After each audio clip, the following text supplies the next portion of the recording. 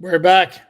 Hey everyone, welcome to losing my voice. I'm getting all choked up here because I'm joined again by Chris Perkins from the South Florida Sun Sentinel. It's always a very, very emotional time. Perk, how are you, buddy? You know what? You're getting choked up, and I was just thinking my water is not within reach. So hopefully you didn't curse me for this show. I'm gonna go with the water being down here to my left. I'm going without it. Let's do this, baby. Let's do it. Well, see, I never leave home without mine. So, I know. See, I've usually got my bottle right here, but yeah, we're gonna rough it today. or if it's right there, and this is how professional this operation is. Go ahead and lean over and disappear from the screen for 2 seconds. I All right, won't let's see. mind. The good Let's folks see. watching this. There you Where go. is it? There it is. There it is. There you go. Right there, baby. Good Right job. there. There we go. All right. So Let's do today it. is Wednesday, January 15th, 2024. A lot of different topics to touch upon. There have been no major new developments regarding the Dolphins, whether it involves the two coaching staff openings, either the special teams coordinator, Danny Crossman, or wide receivers coach with Wes Welker being let go. And there's nothing new going on with Tyreek Hill.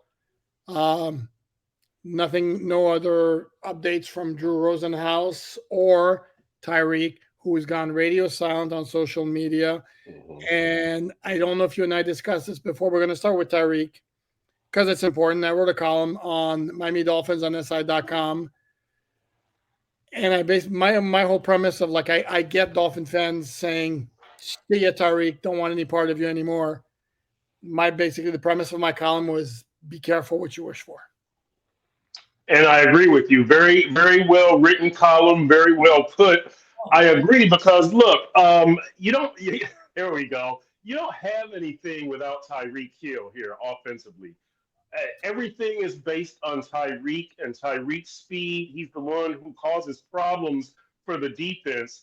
I'll say it again. I respect Jalen Waddle. I don't fear him. I respect Devon Achan. I don't fear him. I respect Jonnu Smith, Tua Tagovailoa, all these others, but I don't fear any of them. Tyreek puts fear into your defense, and then you can call plays and build off of that. But without Tyreek, this offense is pretty easy to defend.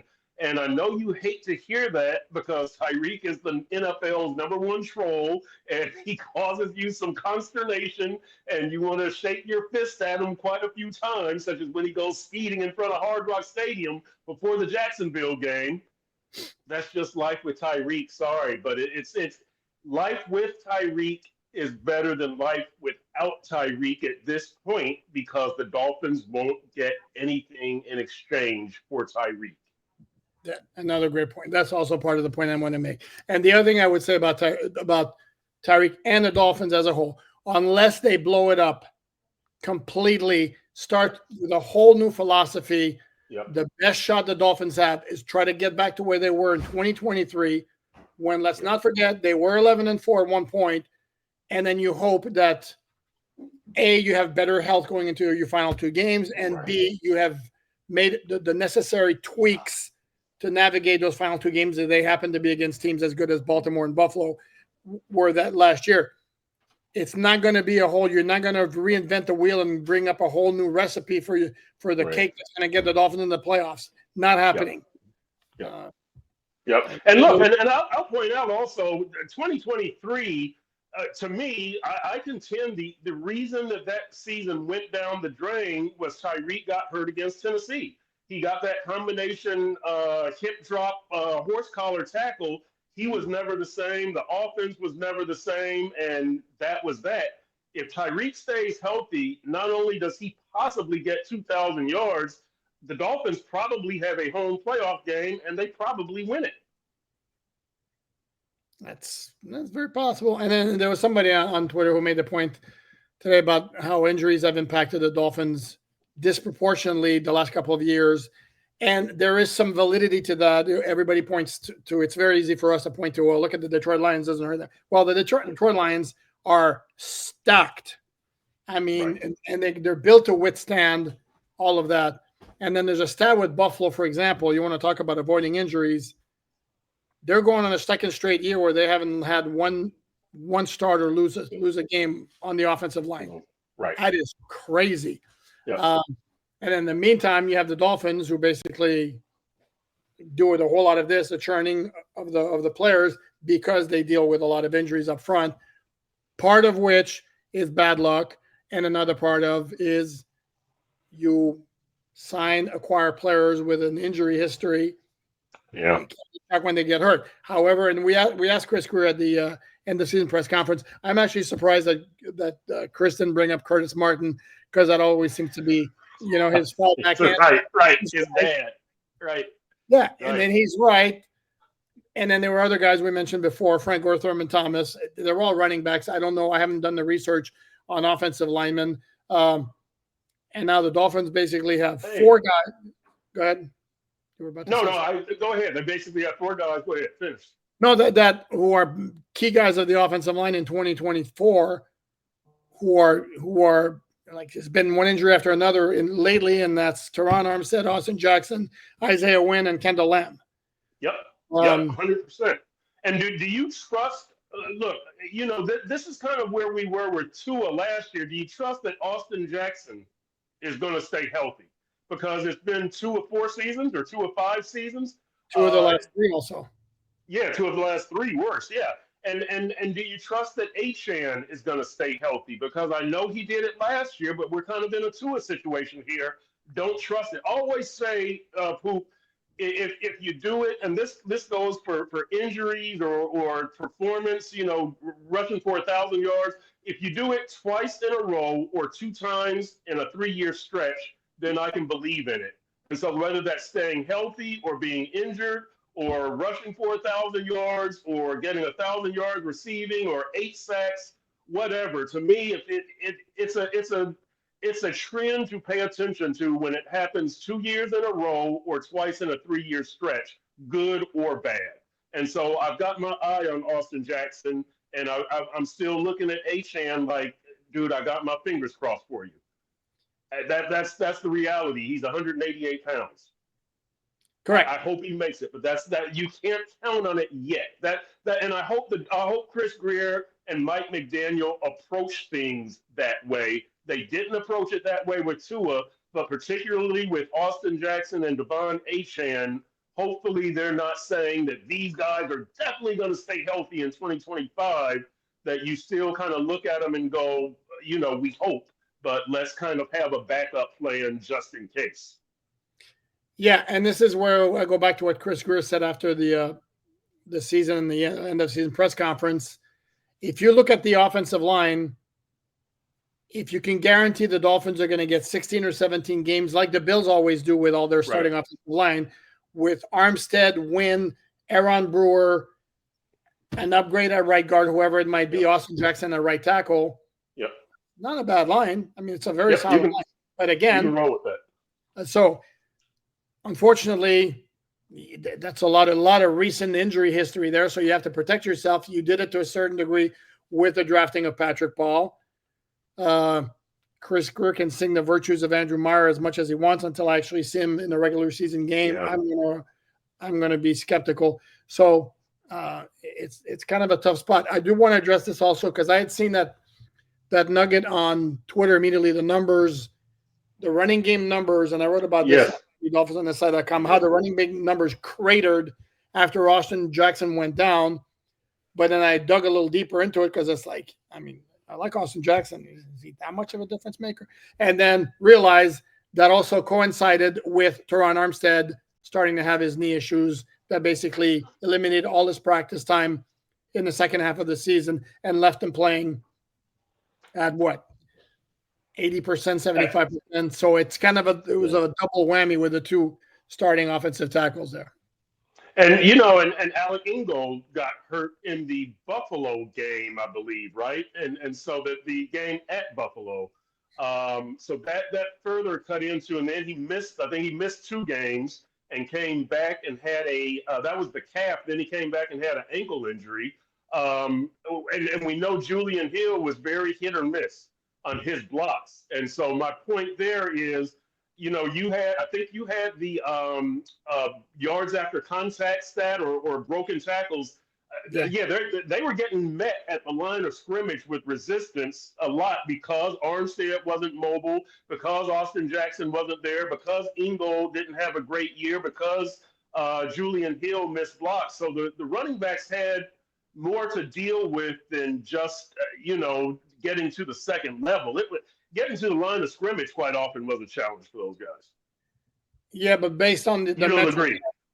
well, no, because based on the metrics that I saw, and again, one thing folks have to understand is there are different metrics in different places, and for the same stat, you're going to have two different results. So, what Right. do you want to believe? This is why, to me, I get crap for this. Like, I trust my eyes, and I use stats sometimes to supplement what I see. And then, and on podcasts or when I write, I use whatever metric supports my point of view. It proves my point. But I think the Dolphins were like tied for 22nd in yards before contact for running in the running game. That's for Football Reference. And then for running backs, of the 85 runners that include quarterbacks as well, who had enough carries to qualify for the stats, Raheem Mostert was dead last in terms of the ability to break tackles. It was basically one broken tackle in the 85 rushing attempts. And Devon Achane also was below the league average. And this is this is not talking about swing passes in the open field. This is carries, handoffs. So again, yeah, the run blocking wasn't good, particularly in short yardage situations. And I went back, saw a couple of game books again. It was like, my Lord, where there are several instances of key moments. Yes. Where they got yes. on 3rd and 1 or 4th and 1. And yeah. And look, Luke, let me say this about the stats, because one of my favorite sayings on stats, back when I covered high schools back in Dallas, there was this coach named Jim Perkins, no relation. He coached at a small school, Farmersville, north of Dallas. But he always had these folkisms and this homespun wisdom. And one of the favorite things that he used to say was, stats are like a bikini. What they reveal is intriguing. What they conceal is vital. And I might have said this on this show before, but really, and I say that in reference to last year's Dolphins run game, 6th in the league, 135.8 yards per game. They rushed for 2,308 season total, 2,308 yards. But I think it's 1,019 came in like the first 6 weeks. And so it was a very top heavy running schedule. The yards were gained mostly against non-playoff teams. The 350 against Denver, 142 against Buffalo, and 222 against the Giants. That was like 700 yards. That was like a fourth of their yards, 24% of their yards for the season in 3 games. So this wasn't an evenly distributed 135.8. You had 350. You had 142. You had 222. And the yards, here's my thing with their run game. It's a bunch of hollow numbers. The yards don't lead to victories. And within your run game, with all those yards, you're still deficient in short yardage, 3rd down, goal line, red zone. So what do you really have? You have a bunch of big runs against second-tier teams. And let me tell you something else about the run game last year, and really the run game in general. Do you realize they rushed for over 100 yards in each of the last 4 games against Buffalo? And they've lost all 4. Why? Because Buffalo is like, we're going to play our 2 deep zone. We're going to play a light box, a 7-man front, and we don't care how many yards you rush for. You're not going to hurt us on goal line. You're not going to hurt us on red zone. You're not going to hurt us in 3rd and short. And so we're just going to shut down Tyreek and Jalen Waddle, and we'll let your running backs have all the yards they want. It's not going to lead to a victory. I say that knowing that you had a 21-14 game and a 30-27 game. That was won on a field goal with 61-yard field goal with 5 seconds left. But the point is, those running yards do not lead to victories. And that's the thing about the Dolphins' run game. 2-5 last year in games where they rushed for 100 or more yards. You need a run game that has some attitude, that has some force, that imposes will on the opponent, that sets a tone for the game, that's good in short yardage, third down, goal line, red zone. Don't believe all of these stats. Getting back to what you say, the Dolphins' run game is full of empty numbers, hollow numbers. Empty calories, as I like to say it. Yes. No, and that's true. And again, this is where stats without context, and Right. it's in 100%. football is the ultimate game where that applies, and probably more so than any sport. Sure, in baseball, 300 average could be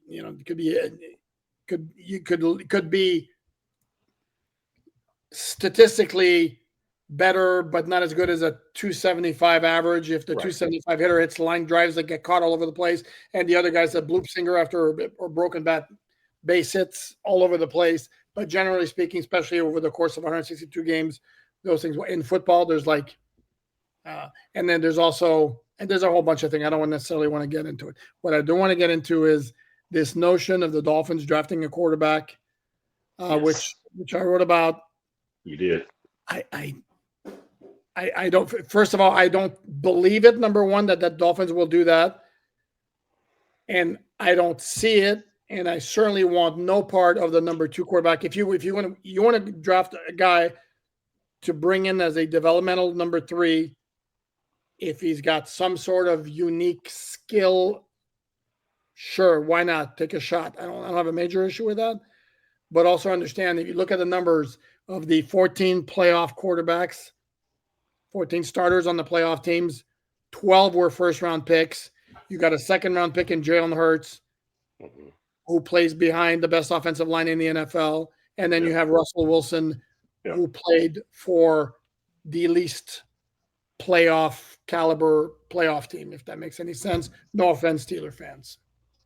That's right, exactly. Hey, I'll tell you this, Poop. I'll go you one further. I don't think there's room for the Dolphins to draft a quarterback this year. Now, I know you're getting 2/3 as compensatory picks, but to me, if you're looks like a 3 and a 4 now. Christian Wilkins. That's true. That's true. You're right. So with me, if you're drafting a quarterback with the intent that he's going to be a starter someday, that's first round, maybe second. When you get into third and fourth, that's kind of a flyer, right? That's kind of maybe, he'll be a good backup. Maybe he turns into a starter. The Dolphins don't have time for the third or fourth, right? It's got to be first or second, and this team has too many holes to mess around with first or second. Not only, that's including my logic, which I think is yours also. You want a veteran who has starting experience because you're still in win now mode. But even if you look at the draft, Poop, I just don't think there's room at the top because you do need a slot receiver. I don't know that you're going to draft a safety in the first round. You need interior defensive line. You could need another interior linebacker. Did I say slot receiver? Yeah, and to me, you need a running back. Not that you're going to take that in the first or second round, but you've got enough needs that can occupy the first or second round. And then when you get into third and fourth, that is where you're going to get your safety, right? Your guard. I'm not going to mess around with quarterback. And then when you get to fourth, fifth, and sixth, I saw you had a great name in your story, Brandon Doughty. But that's what you're talking about. After that, Skylar Thompson. It's not worth it. I would rather take a flyer and try to find another Malik Washington. So that's kind of where I am, aside from the fact, that's just the draft. Aside from the fact that I do think that it should be a veteran, I just don't think there's room in the Dolphins draft plan to take a high first or second round pick and then third and beyond. It's not going to get the job done. No, and beyond that, you have the issue of the possibility that Mike McDaniel and Chris Greer are in a make or break year to keep their jobs. And even if they're not, the window, I'm not going to call it a Super Bowl window because that would be offensive to legitimate Super Bowl contenders. But the window where you could make some noise isn't open that wide anymore, where you got some guys that could be coming up where decisions are going to have to be made pretty soon. So Are you really going to, waste a first or second round pick on a guy who's not going to contribute? Of course, not like the Dolphins haven't done that in recent years, Channing Tindall and Cam Smith. Yeah. But again, and I haven't started my studying on the draft prospects for the non-obvious names, and I'm going to repeat it. I've said it before. I'm going to repeat it. A guy like Joe Milton, again, is somebody who would be the kind of guy I wouldn't mind taking a flyer on instead of taking Mo Kamara, who basically never saw the field last year, who we don't know if he'll see the field next year, especially if Chubb, Phillips, Chop Robinson are all in the lineup. Yeah. Not a whole lot of room for him. Sorry? Agba. Correct, if they bring him back. Yeah. Why wouldn't you take a flyer on a guy who's basically like a poor man's Josh Allen if you look at the size, the mobility, and the bazooka arm, and he may never become anything in the NFL. But wasn't that worth a flyer? That to me is worth a flyer as opposed to Brandon Doughty or Skylar Thompson. No offense. Skylar Thompson, by the way, if you guys are not aware, already has a new team. Yep. The practice squad contracts expire a week after the end of the regular season. The Dolphins had 5 players who they did not re-sign to future contracts for 2025. That basically made them free agents, quote unquote, street free agents. The 3 names that stood out there were Skylar Thompson, Nick Needham, and then Isaiah McKenzie, the veteran wide receiver. And then the Pittsburgh Steelers immediately snatched up Skylar Thompson, who, by the way, as it stands right now, is the only Steelers quarterback under contract for 2025. So there you go, Skylar Thompson, Steelers starting quarterback. There you go. Him and Mike Tomlin will get along fine, I'm sure. See, there you go. Hey, let me ask you something real quick, Poop. How do you view, we were talking about the draft, how do you view the Dolphins cornerback situation? Because I'm not sure you can count on Kendall Fuller, right? A knee injury and 2 concussions. Cater would be your outside guy, right? You got Fuller, you got Ramsey and Cater. You can't count on Cam Smith. How you got to draft somebody high? You got to get a vet a starter, right? You got to get a starting caliber corner, right? No, they're in the pickle again. I haven't looked at Fuller signed a 2-year deal. I don't know if he's one of those where they are going to go ahead and move on from him without too much pain from the salary cap standpoint. I want to look it up there as I keep talking. But you make a good point. This is a guy, a knee and 2 concussions at 29 years old, I believe he is. He came in with Jalen Ramsey. Sorry? So he came in with Jalen Ramsey. So and Xavier Howard. Oh, okay. Oh, yeah, there you go. Yep. Who by the way, very interesting. Sorry, I didn't mean to cut you off, but interesting. Season came and went, and had workouts with the Bengals and with the Cowboys, and didn't pan out. Yeah. Not a ton of say. I mean, Dolphins could save $6.8 million. That's not off the salary cap if they make him a post June 1 cut. If not, it's not worth doing. I thought he was solid. I don't think if it was Kendall Fuller, I don't think he was great, but I thought he was solid for them. Storm Duck, I think they like, but is this somebody they really want to depend on? I like Cater in the slot. I don't want to. To me, that's his forte. Right. Yeah, I don't want him on the boundary. I agree with you. I agree. You mentioned Dolphin free agents, and I'm going to actually, before I keep hogging the references to stuff I write, I'm going to throw it to somebody. No, you had good stuff. No, let's talk about free, because your free agent stuff was very good also. I read stuff. We'll get to it. You wrote a column about dumb Dolphins. And my question to you would be, like, pre-snap penalties, and dumb's a harsh word. It's very mean. It's very mean, Perk. The headlines say the Dolphins weren't dumb in 2020, weren't a dumb team in 2024, but ... And it went on to say that they need to be smarter and more disciplined in 2025. And it's not just pre-snap penalties or the Jordan Poyer hit, the late hit at Buffalo, that the unnecessary roughness, but even things such as the fumbles against Indy, Ingold, and Mostert, the Mostert fumble at Buffalo. You've got to be more disciplined. Okay, so you do, Poop. You just do. I know. Is I that know, discipline? Is that yeah, discipline? yes, Comes in from the yes. side and punches the ball out, really? Yes, yes, it is because you've got to protect the ball and though Yes. against Indy. Well, all of them were second half, if I'm not mistaken. But look, these are guys who they're not used to getting the big. I guess the big workload carries, the important carries, like definitely not Ingo. Mostert, he's an outside zone guy. The Dolphins don't really run out the clock. They don't have those big moment runs, second half, kill the clock, or lead us to a touchdown drive. They're these cutesy, big play, outside zone, cutback lane runs. And so this is discipline. This is you've got to protect that football at all times. That I do consider that part of discipline. Part of smarts is Tua, when you throw an interception, don't dive at the interceptor's knees, right? Head first. But the discipline, I do put that under the fumbles in those cases. Yes. See, to me, bad discipline on the fumble is if you're running down the left sideline and you're still carrying the ball in your right arm and not switching it Hmm. over to protect it or move it away from the defender. That to me would be lack of discipline. In the course, and if you notice, I know the Ingles fumble against the Colts was like right in the middle of the field. It Mostert was. against Buffalo, I think they were both like on the right edge.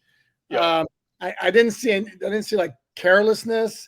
Um, I don't know. It's like Mostert, if I recall right, Mostert had the ball punched out. From behind, I think it was, but it's dude, you just got to protect that football at all times because guys are trying to punch it out. Other smarts are Tyreek against Kansas City, the lateral that he just kind of lets that ball roll around and they Tennessee. or Tennessee, that's what it was, Tennessee. Kansas City, he got the ball stripped. Yeah, he got the ball stripped. So yeah, it's things along those lines that this team has to clean up. You can't, and here's what goes along with that, Poop. That twice during the season, uh, Mike McDaniel mentioned that good teams kind of sit back and wait for you to make the mistake and then they pounce. He mentioned that after the Green Bay game. He mentioned that before the Buffalo game. Chris Greer mentioned that in the postseason, talking about cold weather games. He said quite often it's self-inflicted wounds. And so these are the things that the Dolphins have to guard against. Like you're going to have turnovers in football, right? That's just the game. You're going to do some stupid things, some mindless things. That's going to happen. You can't repeatedly do these things, especially in big moments in the second half of big games. That just can't happen. It doesn't mean that you're a dumb team, but it does mean that you're not a smart team, and it means that you need better discipline. But that to me speaks You to wouldn't go that far. no. It speaks to me that if you're a good team, you don't make those kinds of mistakes. Like Yes, for correct. example, Malik Washington, who had a very good rookie year, the fumble at Green Bay, that I would call dumb because again, anybody watching that game could see him. He was fighting the ball like Right, crazy. right, Dude, get away from it. You're fighting it. correct, Chances are, correct. and you're at your 10-yard line. Yep, The chances are of winning your battle against the movement of the ball, fielding it cleanly and producing a good return, as opposed to either maybe you drop it or you get tackled immediately. yep, That was not smart. I think he got caught in the moment, and sometimes that happens. Um, yep. Before we move on to free agency, which is going to be our last topic of the day, again, I mentioned there's no development in terms of the Dolphins situation. What we can say is that Darrell Bevell is not getting the Cleveland Browns offensive coordinator position for which he interviewed, because I went to Tommy Rees, who, by the way, Mhm. was the offensive coordinator at Notre Dame when Liam Eichenberg was there. How's that for There Dolphins? you go. Wow. And Reggie McKenzie is not among the group of 6 GM candidates for the Tennessee Titans who are getting a second round or second interview, which means they probably moved on from him, which means the Dolphins are not getting 2 compensatory picks for that, which obviously would have been nice. And Nothing as more has developed in terms of Anthony Weaver and head coaching opportunities beyond the first two interviews with New Orleans and Chicago, and some buzz that Brian Flores might be the guy for the New York Jets. I would love that. What a great storyline that would be. Yeah, it's a great Hey, story. can I have an overreaction? What is today? Wednesday. Um, what? How come nobody wants the Dolphins assistant coaches? Like nobody wants Weave or no, nobody wants anybody from this team. No, nobody wants Bevel. Nobody wants Reggie McKenzie from the front office. Like no, nobody wants these guys. What's the deal? These guys were hot prospects a year ago. Frank Smith shows you how much life changes, huh? Yeah, no, and you would think Bevel at some point somebody would hire him as an OC. I mean, he's got a ton of offensive coordinator experience. He doesn't have that title with the Dolphins, so he can go anytime it's a move up. Frank Smith, I'm not surprised, and it's not just because the offense didn't have a great year. Also, the fact that whose offense is it really? I mean, you're going to be honest about it. Yeah, he doesn't call plays. Yeah, correct. Okay. Very quickly, as you mentioned earlier, I did a story on the Miami Dolphins on SI.com with a free agent forecast. I had 3 categories for all of the pending UFAs, likely to return, kind of 50-50, or likely to not return. Okay.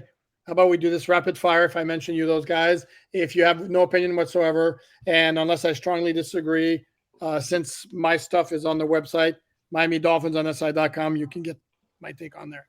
Tyrell Dotson. Yeah, bring him back. Okay, well, now are you saying that's your prediction, or are you saying what the Dolphins should do? Yeah. Okay, I'll say what the Dolphins should do. I would say bring him back. Emmanuel Ogbah. Bring him back. Okay, and by the way, as we go through this, obviously everything is going to depend on the demands of the players, how much they could get on the open market, because it's not. Ideally, the Dolphins would bring everybody back and then just put them part of the 90 and just, add reinforcements elsewhere and then have them battle it out. It doesn't work like that. Kendall Lamb. Bring him back. And I would bring him back because you don't have anything better. We'll see what Keon Smith is, but he's dependable. You probably aren't going to need him. We just talked about Austin Jackson, but you probably aren't going to need him more than 3 or 4 games. So bring him back. Okay, we should point out this is the guy who just had back surgery, and he indicated on Instagram that. Did he have surgery? He had a bulging disc. No, he did have surgery. He literally. He did. Okay. He literally posted from the hospital bed on Instagram, and he said he's going to take a little bit of time to decide whether he wants to continue playing or we're going to call it a career. So, Duke Riley. No, done. Okay. Here's the big one. He didn't have a good year on special teams. Correct. No, I'm with you on that one. Javon Holland, the big one. No, he's going. He's going to demand too much money, and I don't think I don't think he gets any joy from playing football here. If I can go a little Jimmy Butler on you.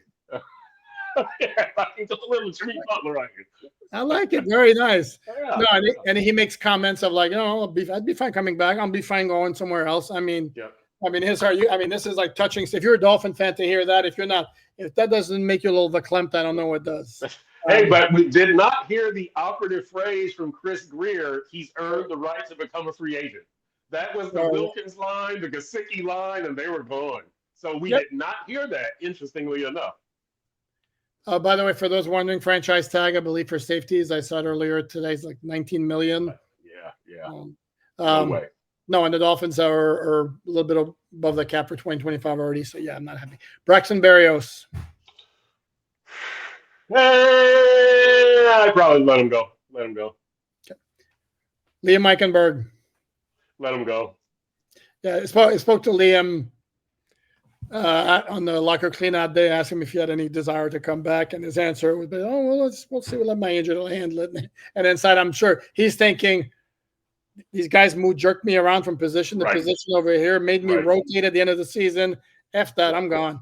The question is, what kind of market will there be for Liam? Who's a good dude, but if he's out there as a backup, not looking for a starting job, there will be a market. He can play every position. There will be, but if he's looking as a starter, it'll be a very tight market. Good point. Robert Jones. I'd bring him back.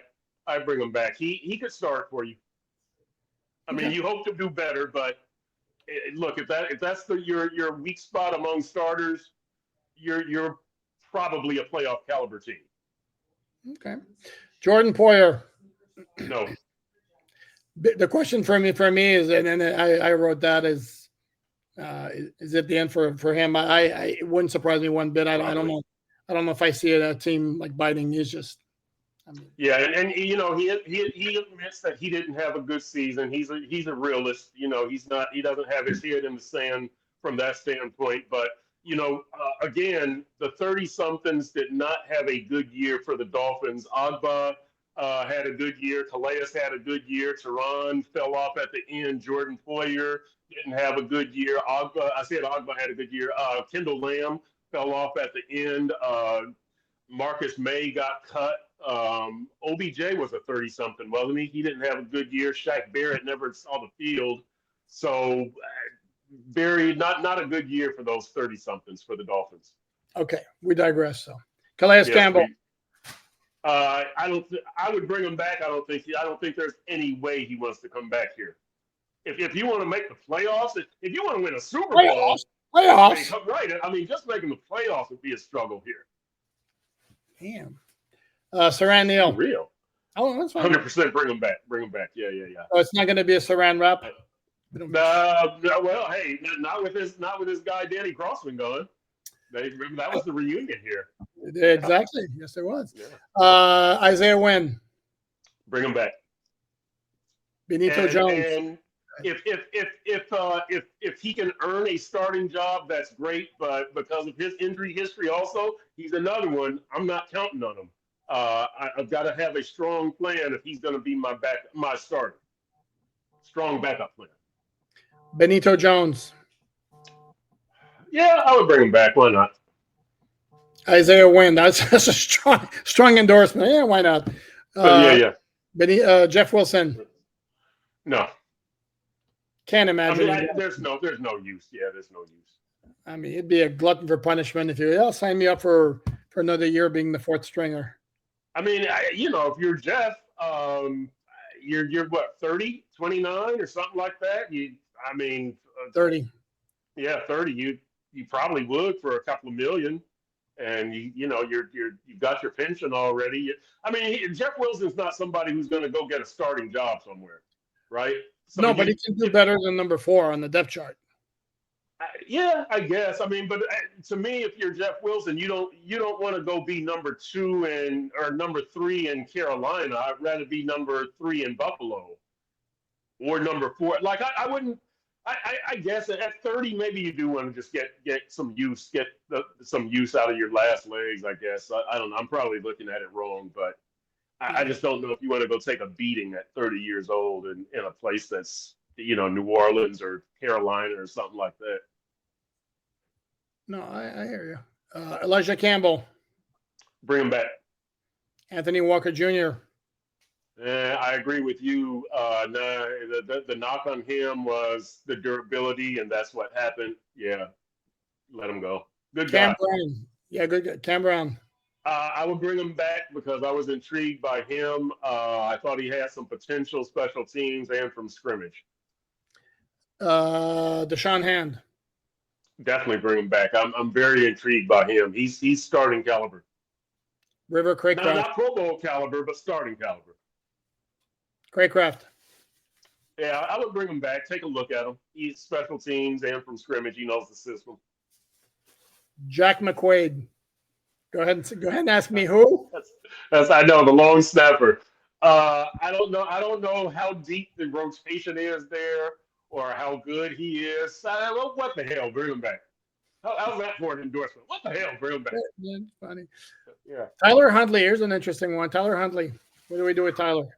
If he wants to come back and compete for a backup job, I would let him. Here's another thing that I'm doing a backup quarterback column for Monday. I'm starting to play around with it today. You've had your starter and your backup go down twice in 3 years, right? I mean, Skyler went down, Snoop went down, Bridgewater went down. If Snoop wants to stay here and be number 2 or number 3, oh, that's ideal. If he can, if he can win out, I mean, if Snoop is your number 3, you're living good. So if Snoop wants to come here and stay even as a number 3, and if he wins number 2, that's fine. If he wants to stay as number 3, bring him back. If he thinks he can do better, which he probably can, I would let him go. I think he could probably be a definite number 2 somewhere. He couldn't make number 3 with the Cleveland Browns. I know. Well, but they kept DTR over him, right? Or did they keep Jameis over him? They kept DTR over him. They kept both over him. Yeah, he's better than DTR. I mean, come on, that's not his fault. Yeah, no, correct. He's probably as good as Jameis. For me, I have no issue with him coming back if the Dolphins are fine with him just being the number 2 and bringing no competition. Other than that, I'm not going to be a happy camper. Oh no, no. If he's back he can't be gifted number 2. I agree with you 100% there. Okay, Matt Dickerson. We don't. Yeah, I guess because you need some defensive line help. Bring him back. Okay, we're down to four, and then we're gonna wrap it up. Tyus Bowser. Bring him back. Jack Stoll. Yeah. Dan Campbell look alike. Stoll, right. Stoll, probably I didn't see enough from Stoll. He plays some special teams, but I don't know that he's got a future here at tight end.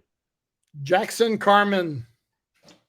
Yeah, I would bring him back. I mean, his debut at right tackle was that Houston game. He had never played right tackle in a game before. But he had. That. I don't know where that narrative. He told me he hadn't. He literally is in an NFL official game book starting at right tackle for the Cincinnati Bengals in his rookie year. Okay, well, he told me that was the first time that he had played right tackle in a game. Bottom line is he's young enough, right, that I think that you could. What is this? His 3rd year? 25 years old. Okay, I would bring him back. There's no guarantee he makes the 53, but take a look, kick his tires. Why not? Okay. And the last one, last but not least, Dwayne D. Eskridge.